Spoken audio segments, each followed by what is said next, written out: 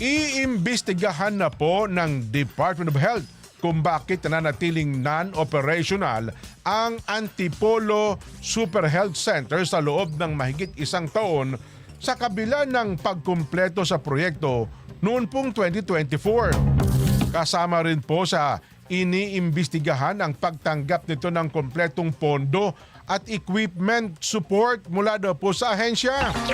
Ibinunyag ng DOH na humiling at nakatanggap ang pamahalaang lungsod ng Antipolo ng kabuang 11.4 million pesos na pondo para daw po sa proyekto.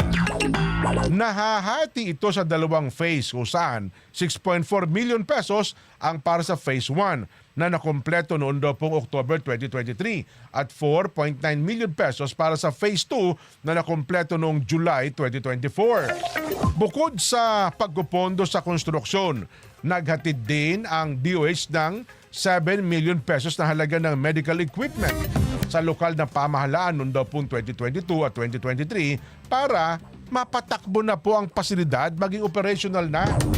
Gayunpaman, natuklasan po sa quarterly monitoring reports ng DOH na ang Super Health Center ay hindi nagsimula, hindi po nag-ooperate hanggang sa linggong ito. Naku po, at ngayon nag-uudyok daw po sa internal review.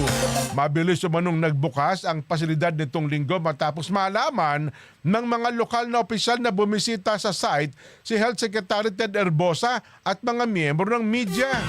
Sinusuri na rin ng DOH ang mga non-operational super health centers sa buong bansa para matiyak na ang pampublikong pondo ay magagamit ng maayos at ang mga komunidad ay makikinabang sa pasilidad nito.